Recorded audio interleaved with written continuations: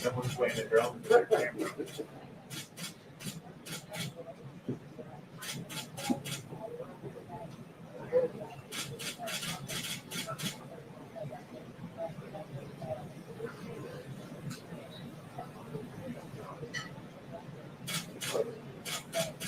All gathered here. Oh, sorry. Look at John Roberts. Hey, Steve.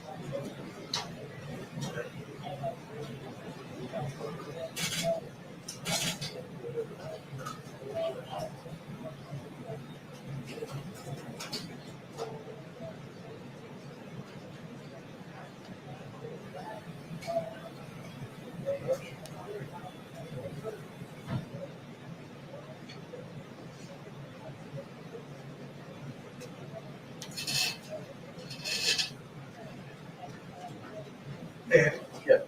Would you tell me if my camera is working? Yeah. Yep. Thank you.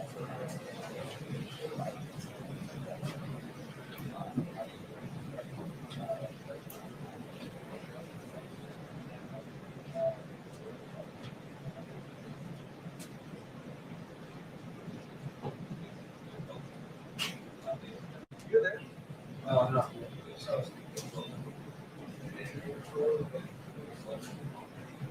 Where's your spot?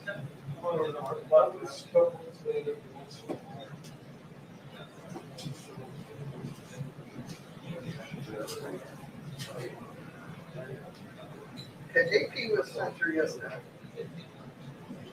Yeah, so, okay. New York Times is censored. Yeah, I'm good. Here's the back one. Yes, sir.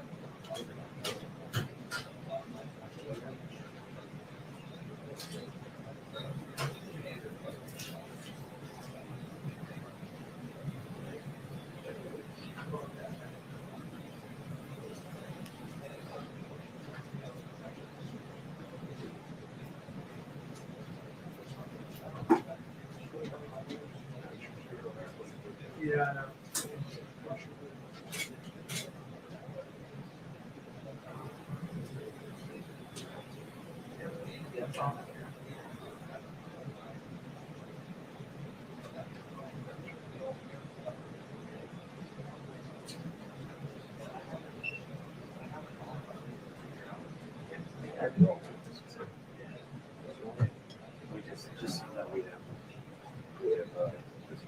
Yeah, that's why I kind of want to really.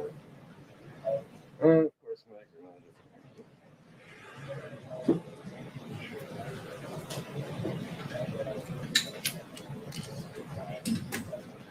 Hey, Ollie.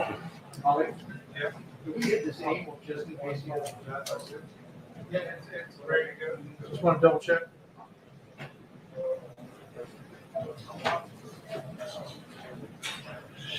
I don't know what question.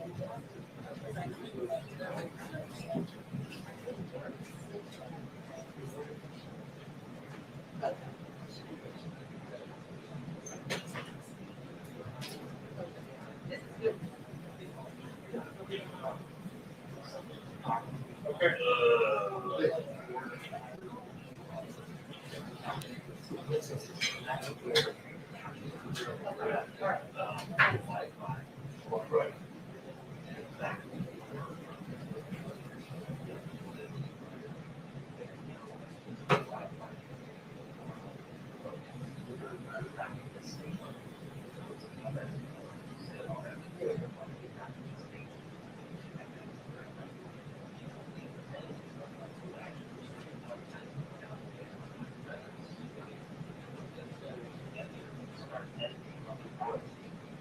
That's always been the dream. Check the board, shoot, camera, that's what you call it.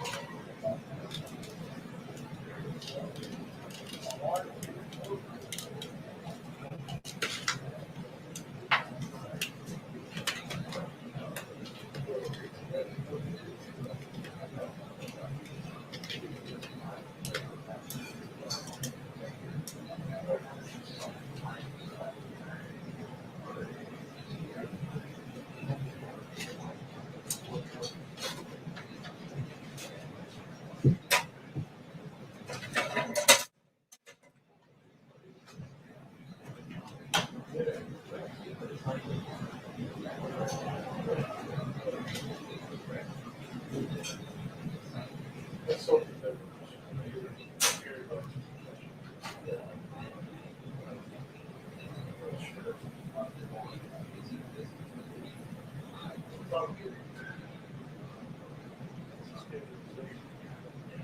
There's some independent some right. Yes.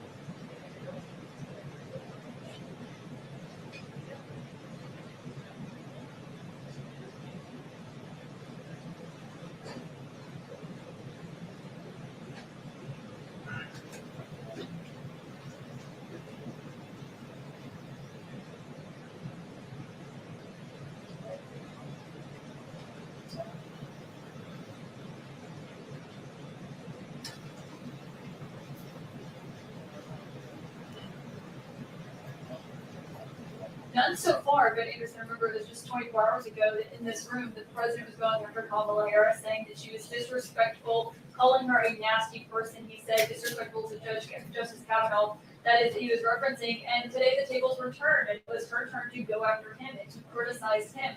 And she did that by going after their response to the pandemic sweeping the nation, saying that he failed to listen to the signs from the start, from the experts about this. He failed to take the virus seriously from the beginning, something that's seen in reporting and other reporting shows extensively, we should note. And she basically accused the president of being the reason there is such a high number of American deaths from COVID-19 right now, and saying that it was a lack of a good response from not only Donald Trump, but also Vice President Mike Pence.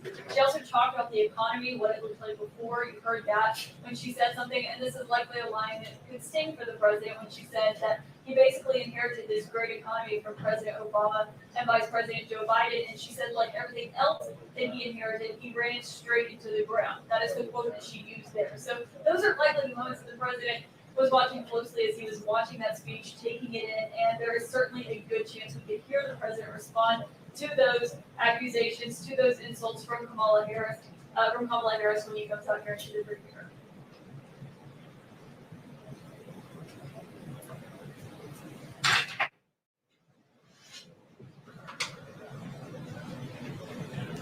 Yeah, I just found it. Yeah.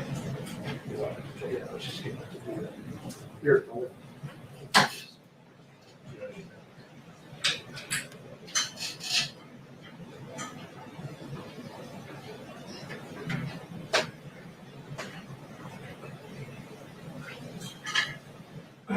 Just double check the print. Get ready now. Gotta put it in.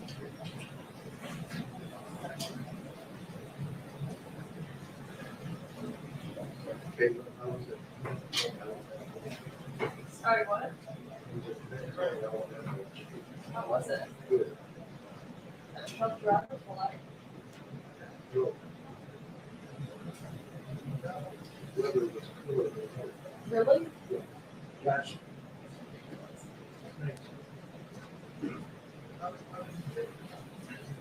Did you ever sit down? Or? No.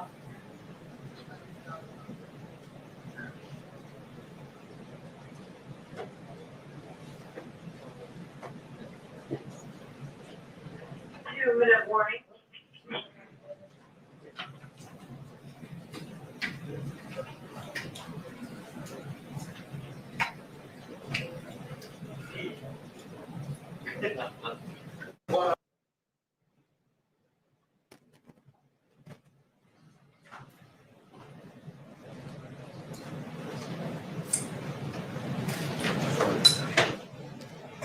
I know, right here. It's killing me.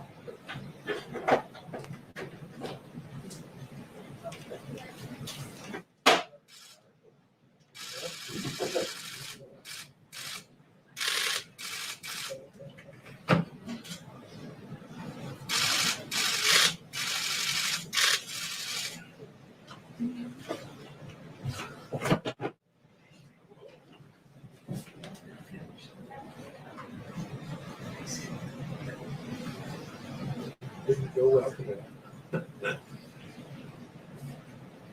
Interesting.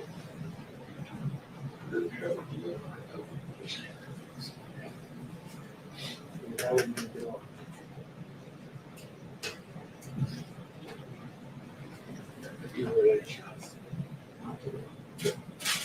Reassured. There's only one, it sounded like two.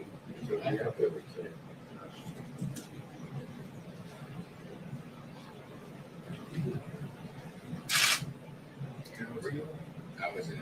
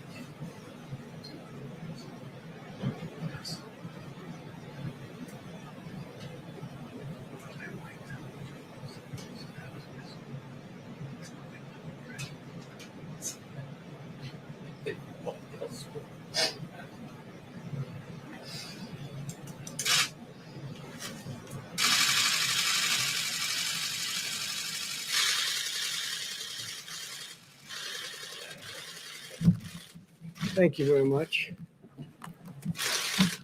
Appreciate you being here. And good evening. As we continue to confront the China virus, we're rebuilding America's economy like nobody thought possible, actually. We're doing incredibly well. Stock market's up almost 300 points again today. While our economy is performing significantly better than Europe, which people have to understand very strongly, it's performing better than any market anywhere in the world, actually. At the same time, Europe has experienced a 40% higher excess mortality than the United States. And I will say that that's a significant number. We're working with Europe on their difficulties, and we are going to help them all the way. We're doing very well, as you know, in the vaccines and the therapeutics. But think of that. We have the strongest economy, performing economy in the world. We're up, I think it's $9 trillion since March, $9 trillion in value. That's a number that nobody's ever heard of before. We're also getting close to about a 50% number since March, which is incredible. So it's $9 trillion. It's almost 50%. In fact, I think it went above 50% today with the 300-point increase. And it's so we're doing much better than Europe significantly. And at the same time, Europe has experienced a 40% higher excess mortality than the United States. I just want to mention, because another number of judges were approved recently, will be probably over 300 judges, federal judges, including Court of Appeals judges, approved by the end of my first term. And other than when they added new judges into somebody's term, which happens seldom, but we have more than any. There's a record. Nobody's ever seen anything like this in one term. So we're going to have over 300 federal judges, and that's Court of Appeals judges, and that's just in the first term. It probably will finish out over 300, which is pretty amazing. The stock market's rebound signals a V-shaped recovery, stronger than our competitors anywhere in the world, stronger. If you look, you'll see exactly what we have. We lead the world. Japan is second, but in terms of dollar value, it's not even close. So there it is. A lot of great competitors: Europe, United Kingdom, Japan, China, Hong Kong. The United States is leading the world very substantially. The second slide, you'll see the virus-induced economic contraction in the United States has been far less severe than it was with our peers and peer nations. And you see that right there. There's the United States. And that's despite the fact that we've done more testing than any other nation in the world, that we've done more by far ventilators. We're building thousands and thousands of ventilators a month, and we're distributing them all over the world. We're helping other countries. But despite all of these factors, the shallowest contraction, which is a big deal. I'm sure you'd love to put them in your various media outlets. I know you want to get that out. If you want to leave the room early and do that, that would be fine. The rapid recovery, but it would be nice to report it. The rapid recovery of home builders sentiment points to massive new construction, and we are doing massive amounts of construction of new homes, and that's because people have tremendous confidence. This is where we went, and the housing market has quickly rebounded. We were at a record, and now we're going to be at a record again very shortly. Those numbers are incredible. That's where we are. We had to turn off the economy, and now we're turning it back on, and that's beyond a V shape. This is going to be very strong. It's called a strong V. Automobile demand has increased 65% over the last 3 months, 65% automobile demand. And we're anticipating that that's going to go up even further, but that's more than anybody else. The manufacturing sector, remember, manufacturing is dead according to the past administration of Obama and Biden.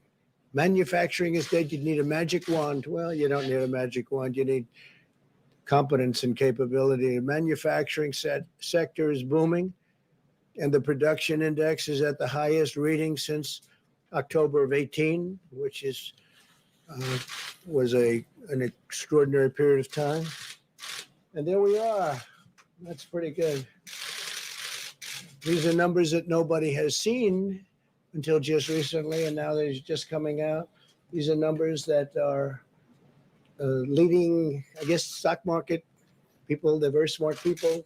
I know many of them, and they're seeing things that they don't even believe. So the manufacturing sector is booming, and the production index is at its highest reading in a long, long time.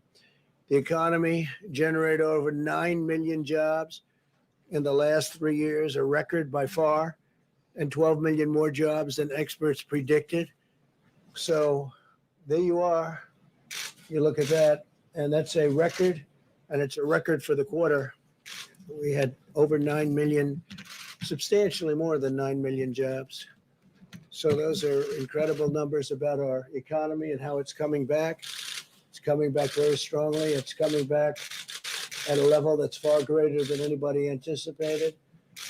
And we're very proud of that. And I give a lot of credit to all of our people, Steve and Larry. And we'll be talking about it if you have any questions on it. I shouldn't have any questions. I didn't print those charts. Who did? The economy generated, let's say, I don't know, we'll find that out for you, but it wasn't us. We took those numbers from somebody. Where did you get those numbers, Larry? They're from where? It's from BLS jobs report. BLS jobs. Monthly jobs report through July. Okay, everybody has that. Everybody needs. The Democrats have abandoned the American people over the simple subject of politics. Chuck Schumer and Nancy Pelosi are holding the American people hostage over money for their radical left-wing agenda that the country doesn't want and won't accept. For example, they've asked for a ridiculous $3.5 billion, that's billion, $3.5 billion for universal mail-in voting, a system riddled by fraud and corruption. You just look at what happened with the Carolyn Maloney race. They should do that race over, by the way.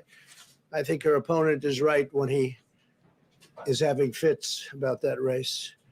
When you look at the ballots that are missing and the ballot frauds, nobody knows what's going on with that race, and yet they declared her a winner.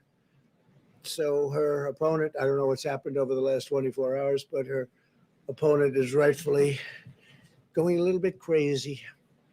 And then you look at what happened in Virginia, where they have 500,000 applications sent out at random to people that have no idea what happened.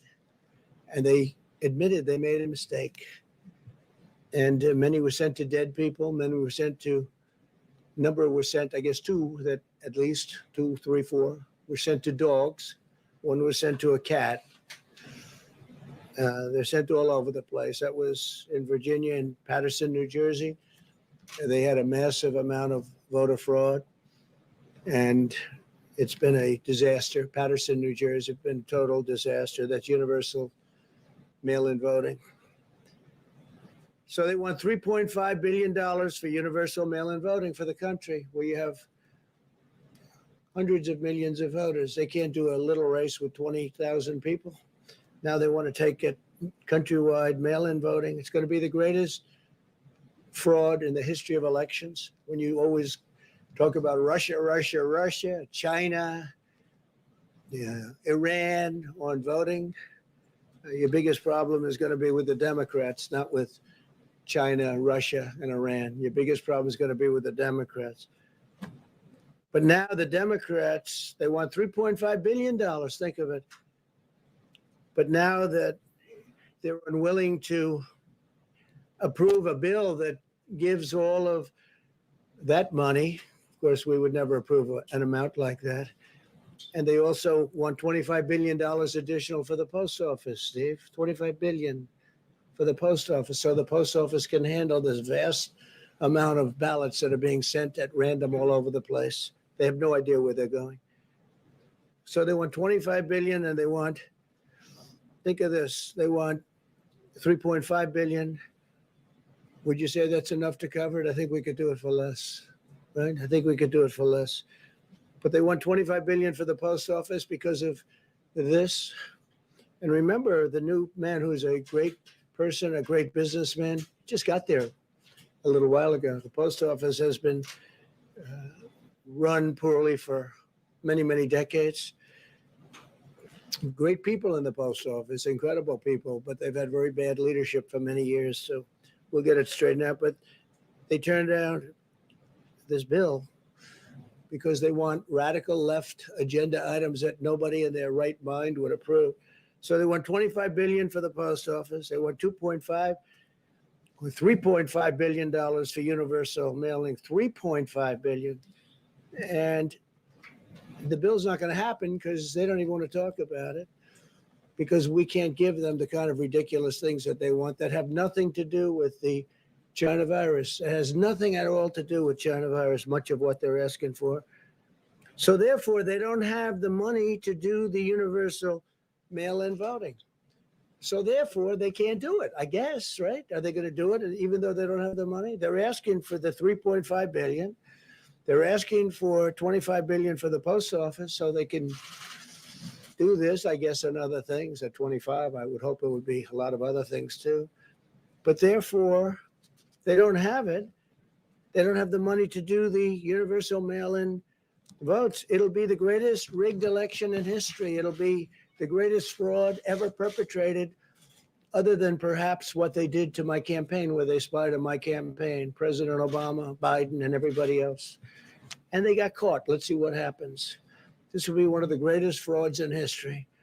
So they're admitting that they want 3.5 billion, and they're not going to do a deal that's good for the American people. Therefore, they're not going to get the 3.5 billion. Therefore, they can't do the universal mail-in vote. It's very simple. How are they going to do it if they don't have the money to do it? The Democrats are also holding up money for schools and hospitals and small businesses and state and local governments. They tried to stop Americans from getting unemployment insurance and protection from evictions, which is why I took this decisive action. And I did executive orders, which are now in full force and effect. And they're going forward. I signed a directive to provide a total of $400 of additional support for Americans who are unemployed due to the China virus. That's $400 more than the Democrats have provided. Remember that. That's $400 more than the Democrats have provided. Nancy and Chuck haven't provided anything. And remember this, President Obama, when we had a problem, a pretty big problem, a very big problem, you know what he gave? $25. He gave $25. So now they say, well, we want to give 500 or we want to give 600. They don't want to give anything. They're not doing anything. But President Obama and Biden, Sleepy Joe, gave $25, 25. And they'll complain, oh, we want to give more. Well, we're giving $400, and that's now in the works, and that'll be getting out to the people soon, Steve, okay? Remember that, $25 is what they gave the last time, 25. I want to make it unmistakably clear that I'm protecting people from evictions. They didn't want to do that. The Democrats didn't want to do a protection from evictions, people getting evicted because of the coronavirus or the China virus, whatever you want to call it. We have 20, now we're up to 21 different names. All we know is it came out of China and it shouldn't have. They should have stopped it. Under my executive order, HUD, HHS, and CDC have been directed to ensure renters and homeowners that they can stay safely in their homes. They're not going to be evicted. They are not going to be evicted. And those letters have already been sent out, Steve. So you'll make sure of that. I'm providing a payroll tax holiday to all Americans earning less than $100,000 per year, meaning bigger paychecks for working families through the end of 2020. That's a tremendous amount of money that's being supplied and given to families. Tremendous. The Democrats didn't want to do a payroll tax. They thought it was too much money, I guess, or it would make businesses too successful. They don't want to see success. They certainly don't want to see it before the election. They certainly don't want to see the kind of graphs and charts that you saw up there. They don't, because they say they can't win with that kind of success. They can't win. They have to get used to it. Remember, we've already gotten $3 trillion in stimulus, so they should have probably negotiated a little bit differently. Maybe they should have asked for all of this before we got most of the money and we gave it out, a lot of it to the people. When we win the election, when I win the election, I'm going to completely and totally forgive all deferred payroll taxes without in any way, shape, or form hurting Social Security. That money is going to come from the general fund. We're not going to touch Social Security. I said from day one that we're going to protect Social Security, and we're going to protect our people. And Social Security is one of the things that will be protected. Pre-existing conditions will be protected. Medicare will be protected. But Social Security will be totally protected under me. Under them, it will not be protected because we will have a stock market crash, the likes of which you've never seen. Your taxes will be doubled and tripled, and your regulations will go through the roof, which is what was causing the problems with the country in the first place. Student loans, I signed a directive providing relief to student borrowers.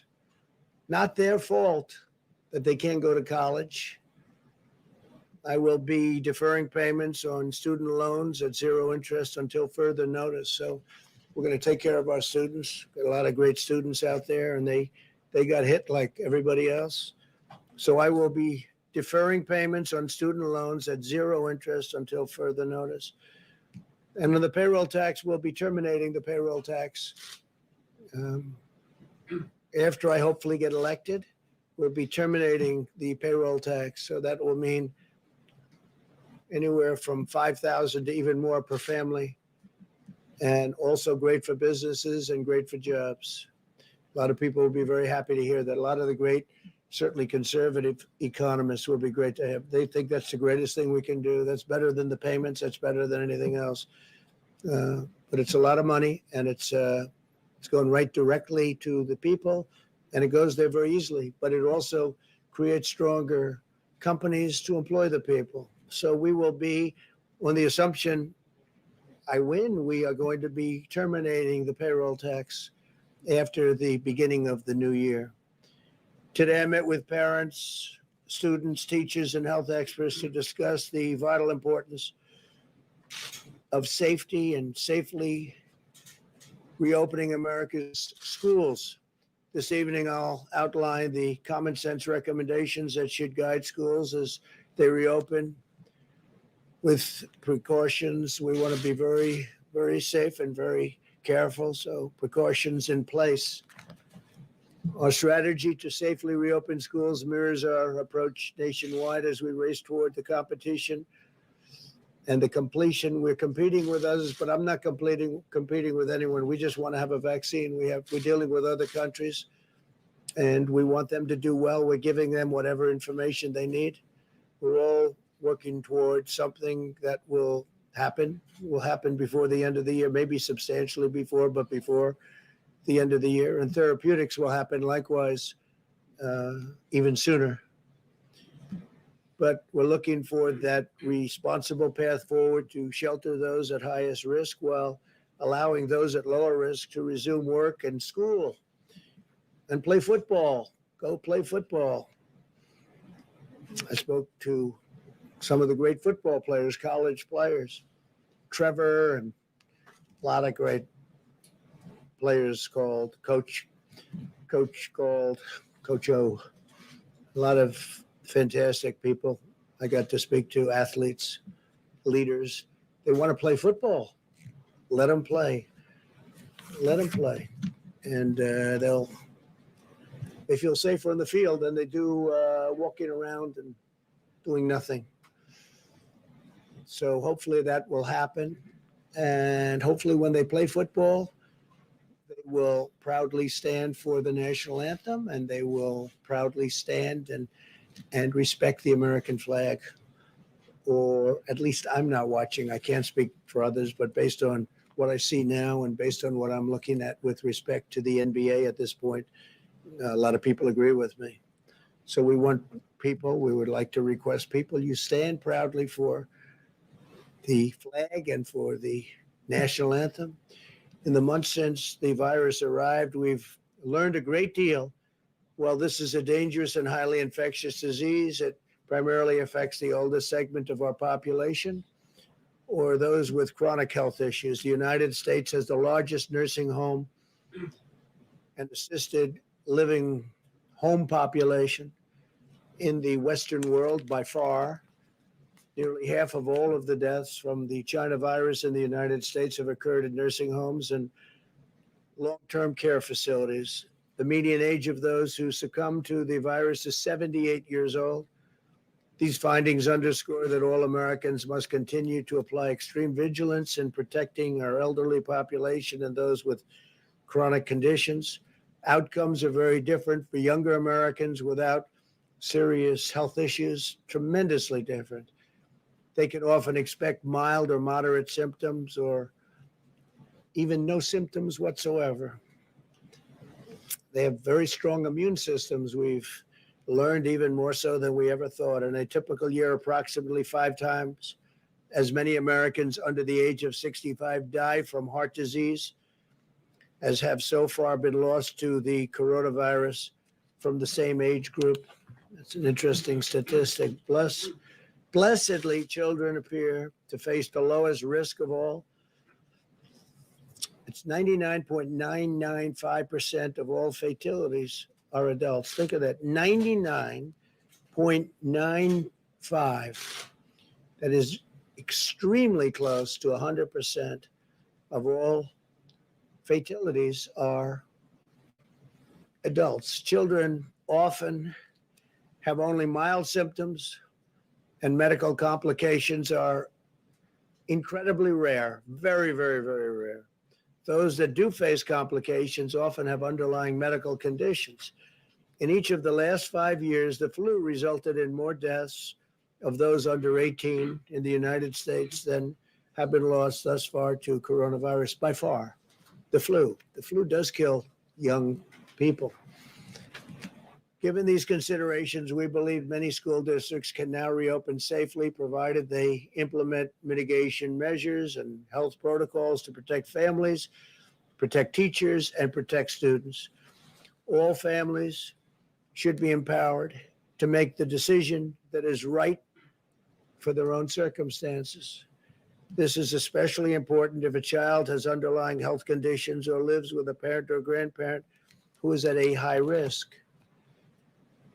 And one of the things we'd like to do is when we make payment to schools, because we spend a lot of money on schools, we'd like to make the payment directly to the student or to the child. And that would mean to the parents essentially, but to the child. We want to follow the child so that if a school is closed, the family can go to another school, maybe in another area, but they can do it and would like to make that payment rather than paying a school that's closed, would rather pay directly. We're following the child, where the child goes, and we want to pay the family, pay the child, and then the family can take care of the cost. And we're trying to get that approved too, but the Democrats don't like doing anything unless it means doing for the union, which controls Nancy and controls Chuck 100%. And I have nothing wrong with the union. I have great respect, very few people do I respect more than a great teacher. It's a tremendous talent. They're really underappreciated. These are phenomenal people with tremendous talent. The great ones are among the most important people we have in this country. But And they'll be great they'll be great at charter schools. They'll be great at, when we talk about school choice, which we'd like to see so that parents can take their children to the school of their choice. That's something we want. We think it's very important, especially in the minority communities. They want it so badly. African American, Hispanic American, Asian American, they want it so badly. But the two people I mentioned, Nancy and Chuck, they're totally controlled by the heads of the union.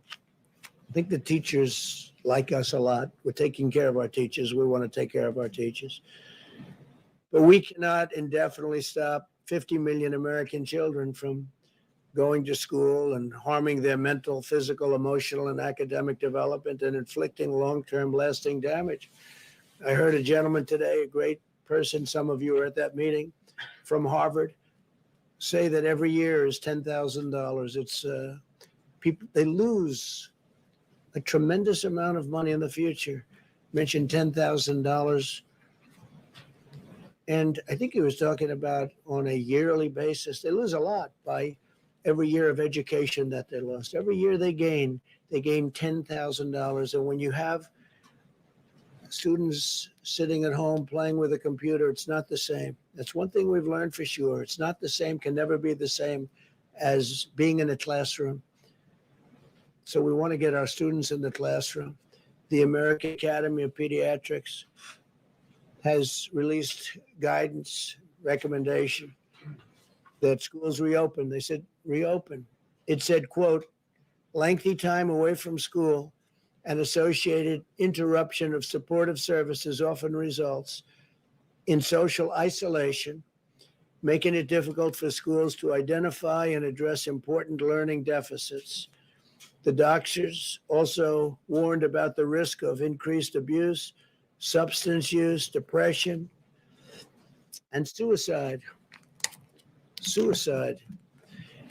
The National Education Association recently stated, despite the momentous efforts of educators during the pandemic, online learning has never been an effective replacement for in-person learning and support. So when you sit at home in a basement looking at a computer, your brain starts to wither away.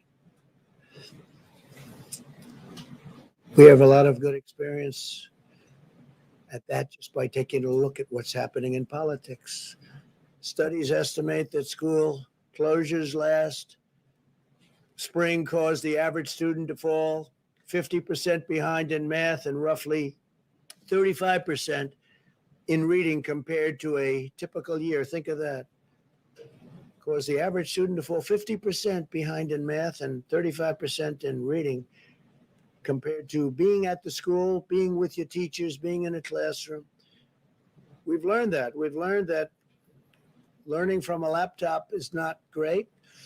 And frankly, we've also learned that telehealth, little unrelated, but it's up 35,000%, and it's been incredible. 35,000%. We'll check that number, Larry, but that's an incredible, but it is. People are staying home, and the telehealth, and that has been a tremendous success. We've learned those two things during this period of time with the plague coming in, and those are two things we know. School closures harm low-income students the most because they have less access to high-quality remote learning.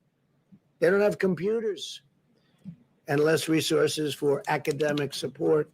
All schools should be making plans to resume in-person classes as soon as possible.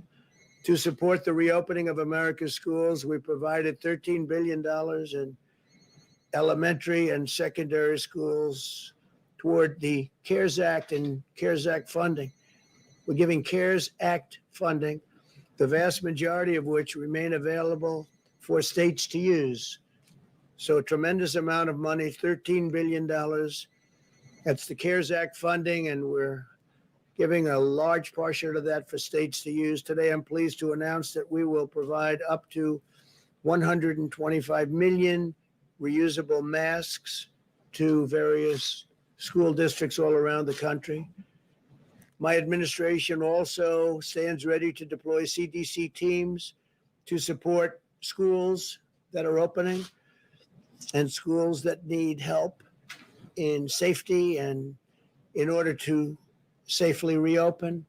Finally, today, my administration is highlighting general recommendations for all schools and guidance to protect high-risk teachers and students. We're working very, very closely with many of the schools and school districts throughout the country. They include the following: to ensure all students, teachers, and staff understand the symptoms of the China virus, require all students, teachers, and staff to self-assess their health every morning before coming to school, encourage frequent hand washing or hand sanitizing during the school day, beginning upon entrance to school, and ensuring that hand washing facilities are widely available throughout the school.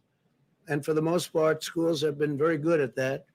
Minimize large indoor gatherings, hold large gatherings outdoors whenever possible, maintain high standards of hygiene and ventilation within the classrooms, including keeping windows and doors open whenever possible, and running fans and air conditioning units whenever possible. Require students, teachers, and staff to socially distance around high-risk individuals and socially distance whenever possible in any event. Encourage the use of masks when social distancing is not possible. Post instructions regarding hygiene and social distancing all over the school and all around the school. We encourage schools to adopt these measures. We've been working with so many of them, and to the best of my knowledge, virtually every one of them agrees to do that. While we're also providing high-risk teachers and students options to engage in distance teaching or learning. We're working on that also. College-age students also continue to be one of the lowest risk demographics. More than 99.8% of the deaths from this horrible disease, the invisible enemy, we call it, occur in people over 24 years of age. Think of that, 99.8% occur in people over 24 years of age. For this reason, it could be safer for them to live at a school rather than live with their older parents or grandparents. You got to go to school. We got to open up. We got to open up our schools and open up our businesses. And a lot of it has been open, but we can do better. As we move forward, the number of cases is not by any means the most important metric to focus on, because the fact is we have more cases because we have far more testing than any country in the world. There's no country that's even close.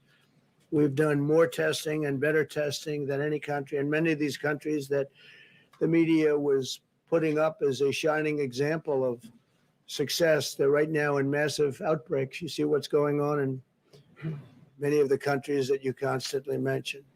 Far more important is who the virus is infecting.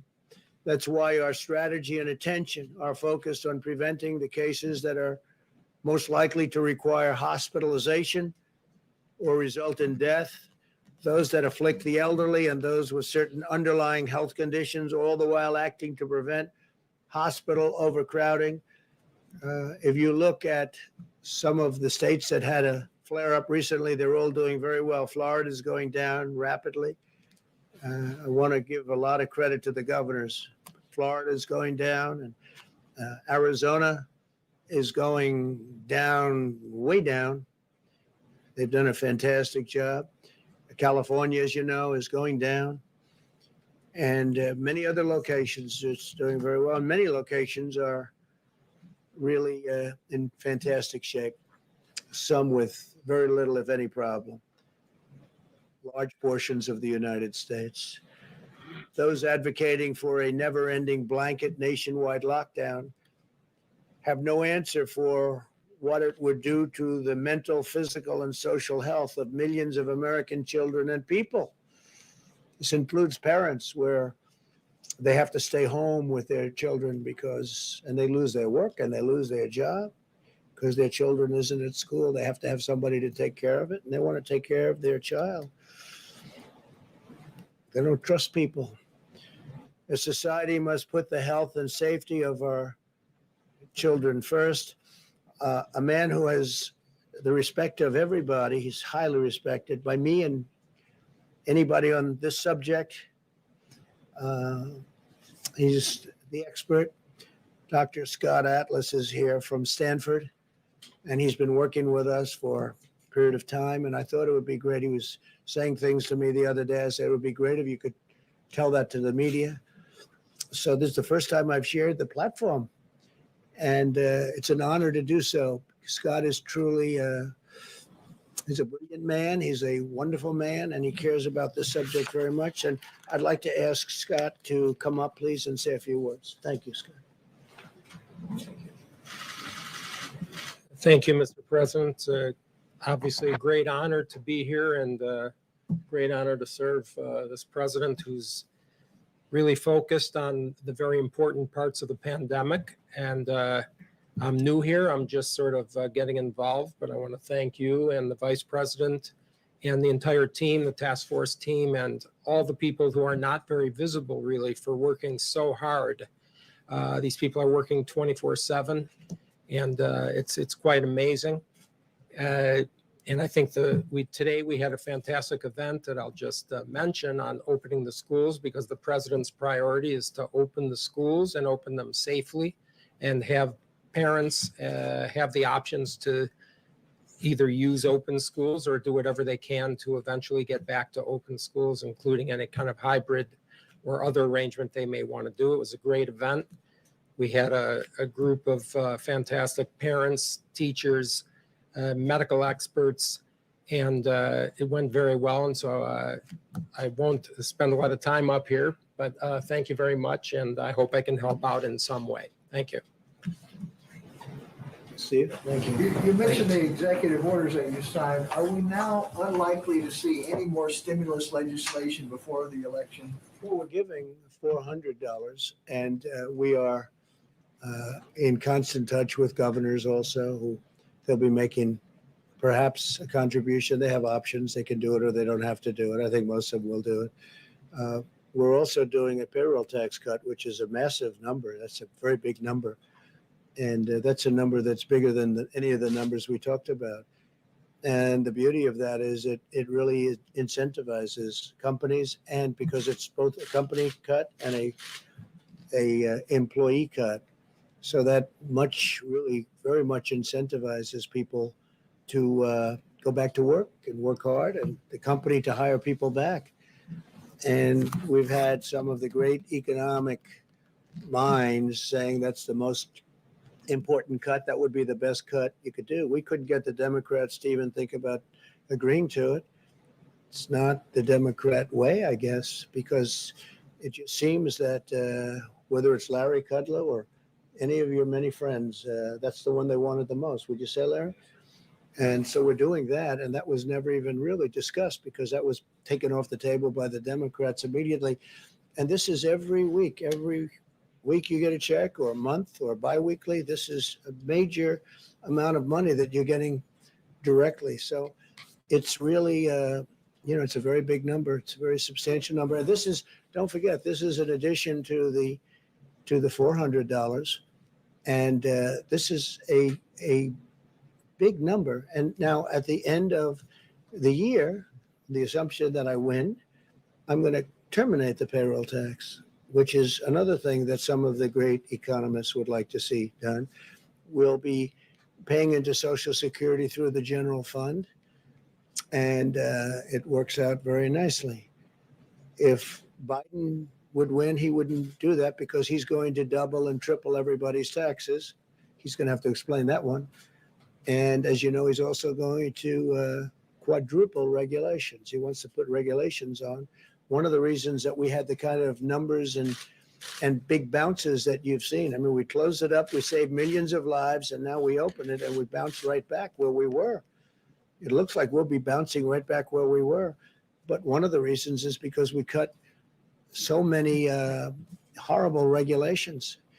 And Biden, with his new partner, Kamala, will, if you think he's going to put it all back, but many times more. I mean, they want to increase regulations, and that's just going to drive companies out, and it's going to drive people out. It's going to drive them to other countries, and it's going to make us not competitive with other countries. Please, oh yeah.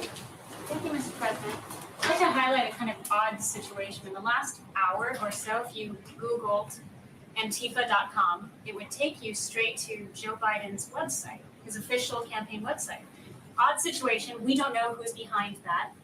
But it raises an interesting leadership question.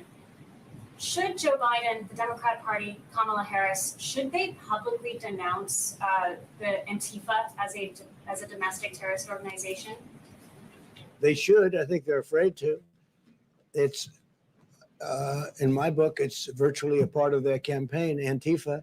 The Democrats act like, gee, I don't know exactly what that is. Take a look at Portland. Take a look at any place you want to take a look at. And they're all over the place. They were here. We put on a 10-year prison sentence if you knock down any statues 2 months ago. And since then, we haven't seen much of them.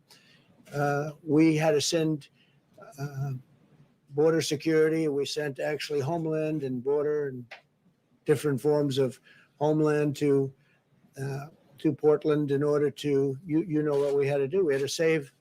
They wanted to knock down a courthouse, a $500 million courthouse. They wanted to burn it down, knock it down.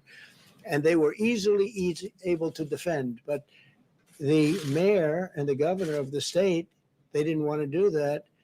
And we actually sent our people there, and they did a great job. And they did it easily. But in the meantime, they went to other parts of the city, and they're doing damage. And we're recommending to the governor that they call in national security, call in the National Guard. We're willing to we would stop that problem in 1 hour. We sent just defensive measures to protect and save that courthouse from being burned down or knocked down. We also saved a couple of other buildings, federal buildings, because they were unable to do the job. I have to say this, they have really good police. They have a great group of people that if they would be allowed to do their job, same with Chicago and same with New York and a couple of other cities. If they allowed, in Chicago, 25,000 police, and they're really good, but they're not allowed to do their job. In New York, you have New York's finest, but they've totally taken away their incentive. They've taken away their lives in a sense because they don't allow them to do their job. They could do that job so easily, you wouldn't have a problem in New York. And that includes with terrorism and everything else. They disbanded. They've cut by $1 billion, their budget in New York, $1 billion.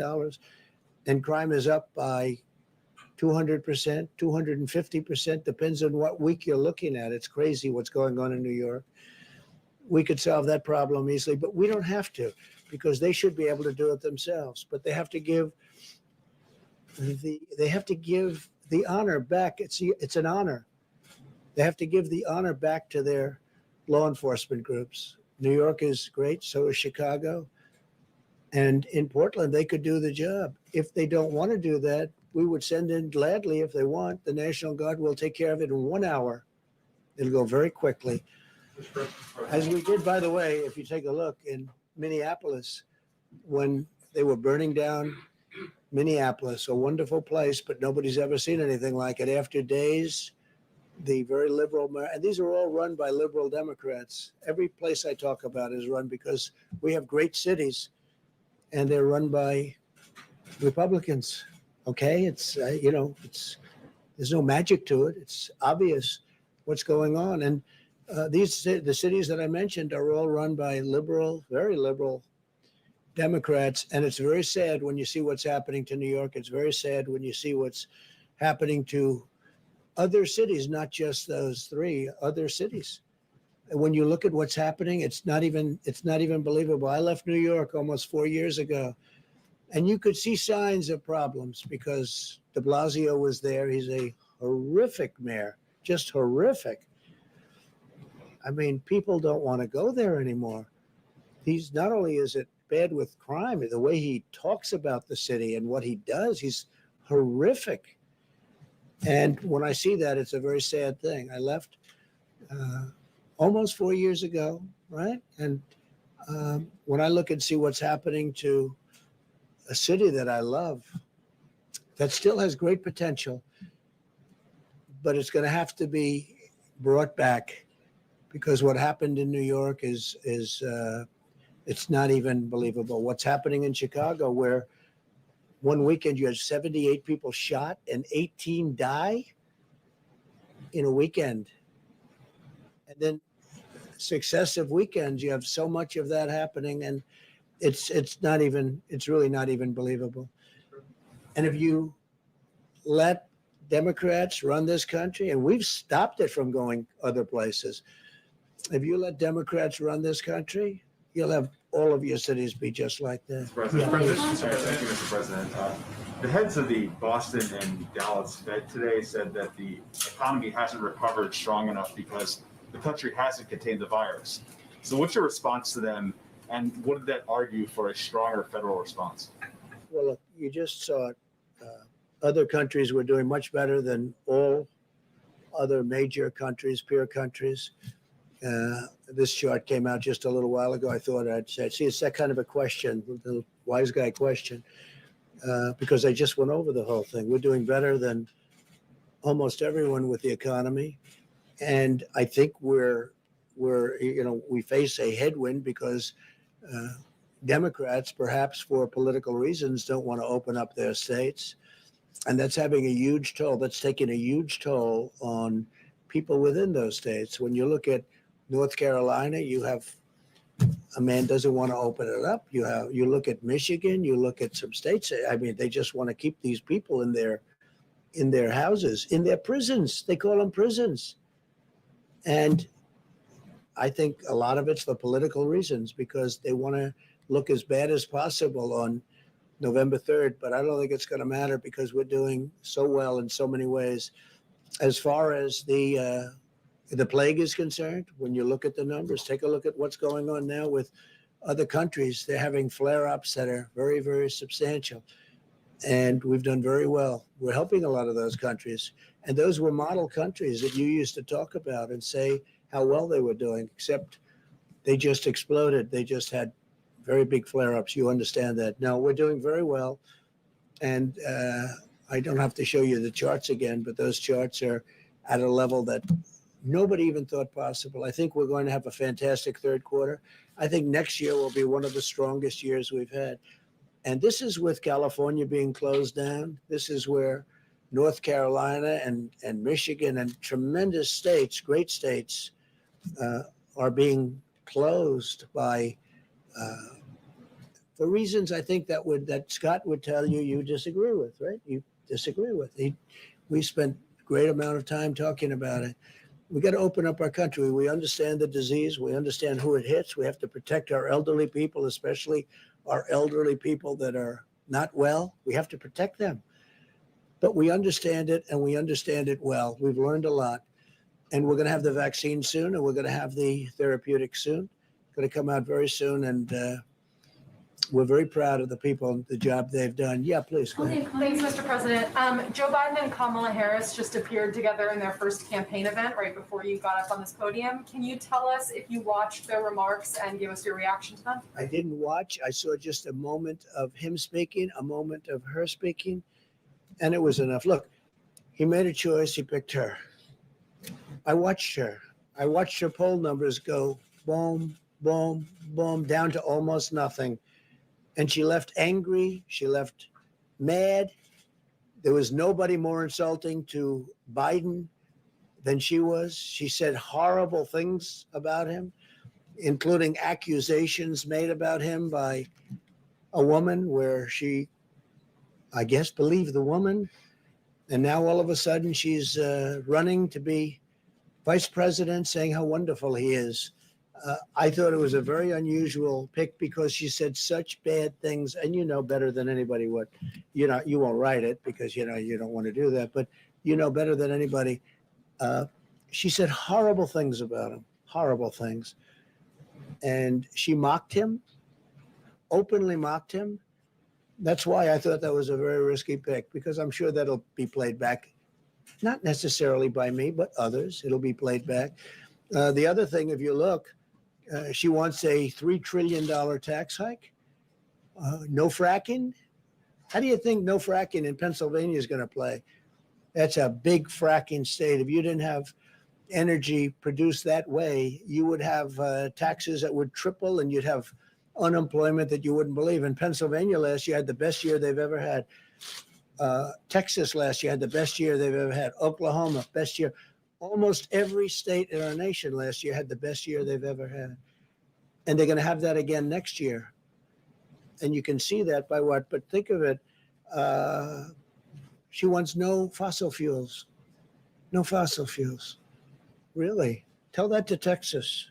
And then I hear Trump is only 1 point up in Texas. No, they said the same thing with crooked Hillary Clinton. They said, Texas is in play. Trump is down in Texas. And then I won Texas immediately when they said the polls are closed. Trump has won Texas. And I won by a lot. And I won Georgia by a lot. It's the same thing over. It's almost like a duplication of what happened before, except we have much more energy now than we ever did in 2016. And we had a lot. We had record amounts in 2016. But you take a look at the tax cuts. We gave the biggest tax cut in the history of our country and the biggest regulation cuts in the history of our country by far, right? He wants to increase everybody's taxes.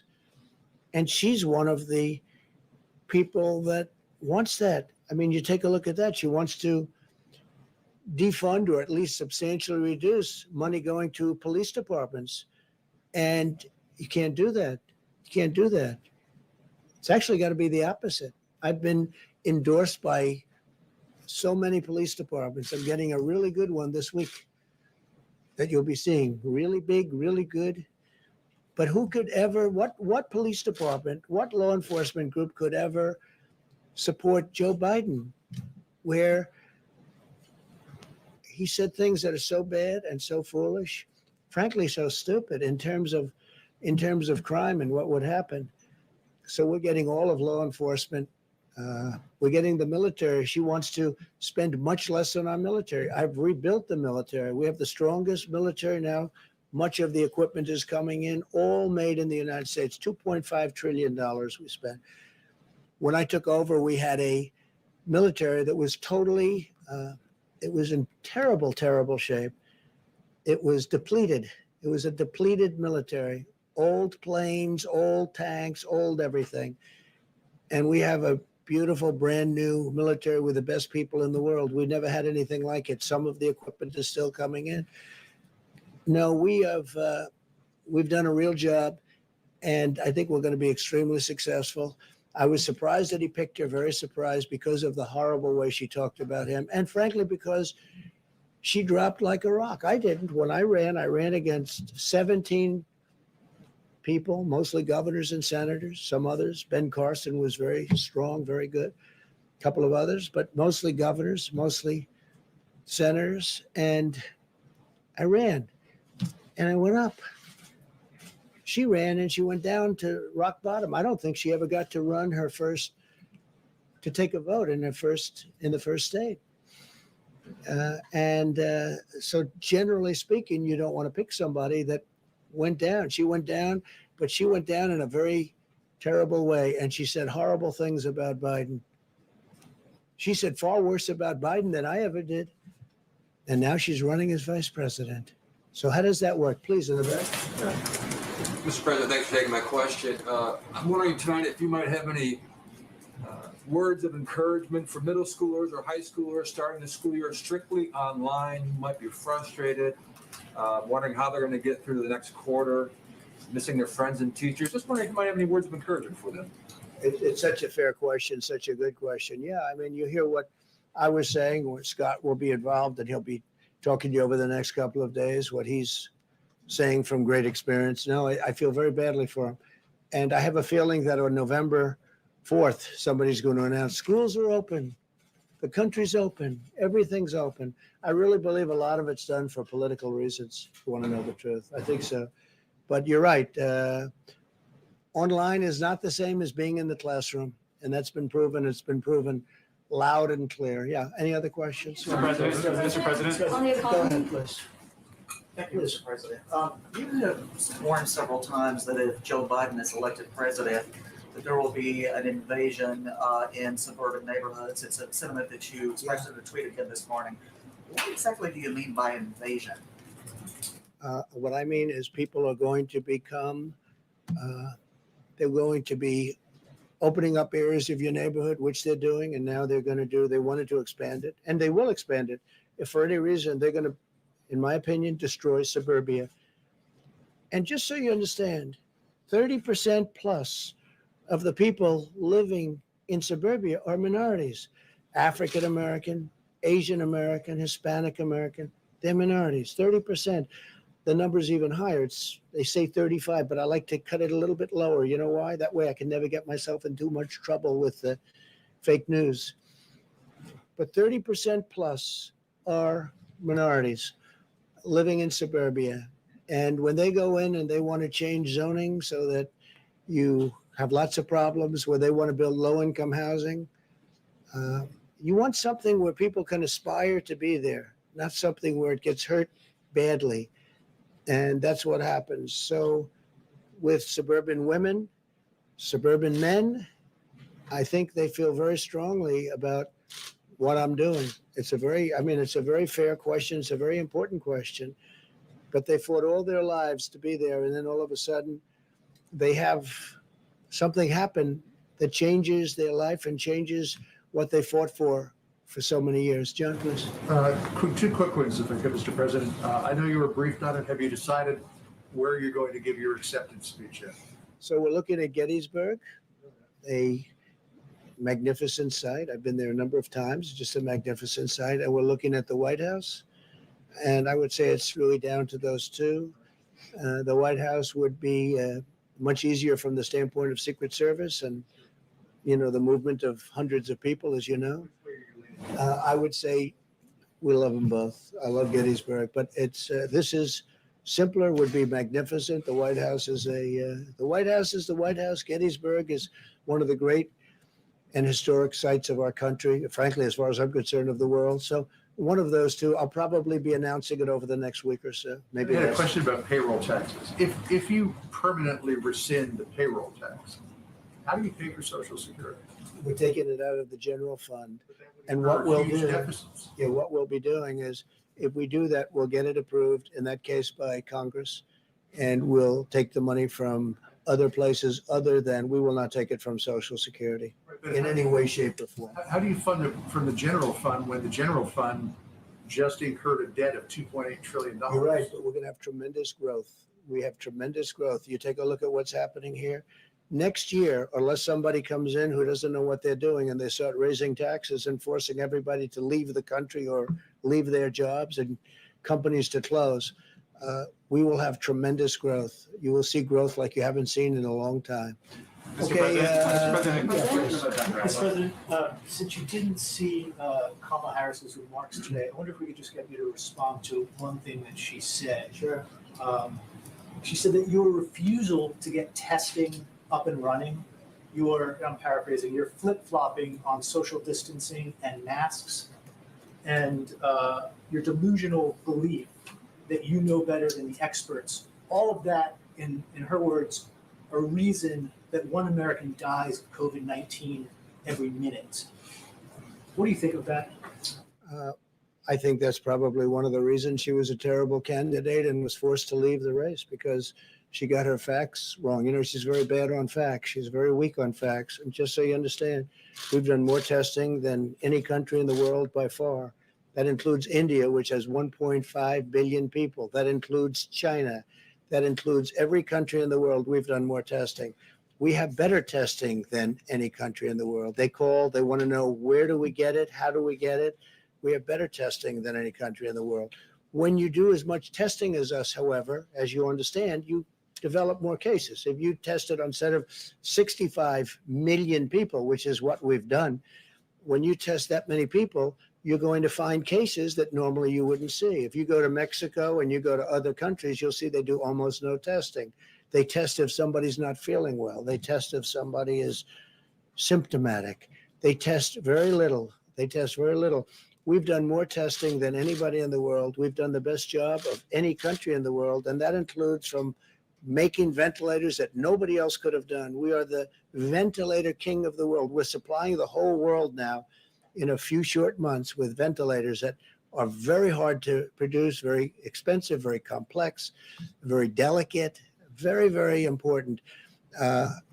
We've done a great job. And then on top of that, when you look at the numbers, how we were impacted less than these other countries, and now you look at the explosion of countries that you would have said did such a good job, and some of them had advantages over us for obvious reasons having to do with the pandemic. But when you look at the job that we've done compared to others, we've done a great job. And I read today that she's very short on facts. I think she's going to be a big failure. And I look forward to the debate between her and Mike Pence, because I think he'll do even better against her than he did against Senator Kaine, which was a total wipeout. So we'll see how it all works out. All right, one more. Yeah, please. Mr. President, thank you very much.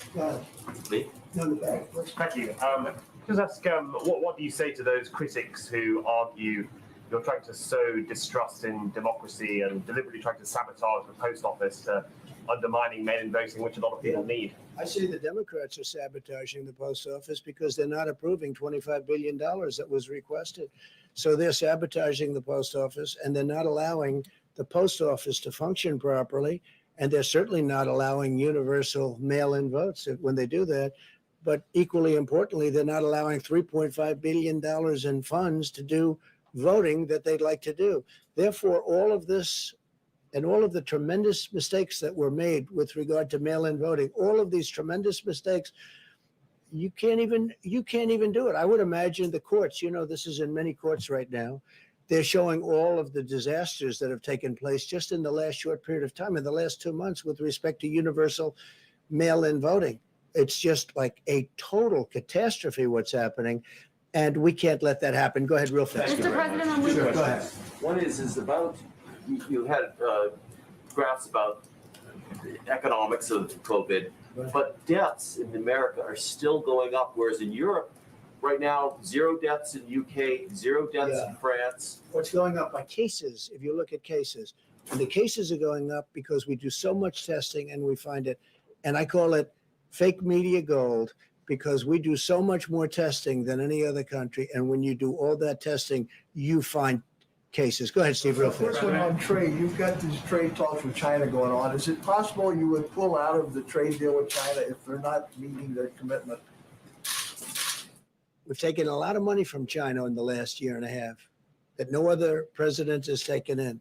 We've done things to China that nobody else has done to China, even thought of doing it, with 25% tariffs, and taken in billions and billions of dollars, tens of billions of dollars, and given the farmers, as an example, 12 billion one year, 16 billion another year, and made the farmers extremely happy. You don't hear them complaining. They were targeted by China.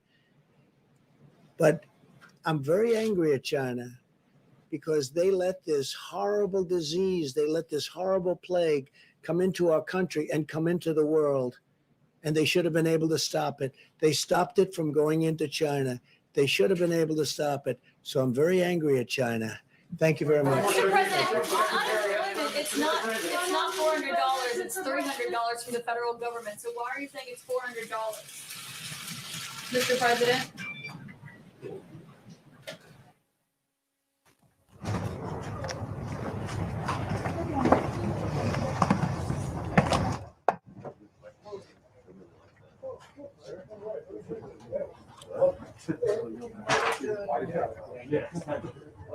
Thanks.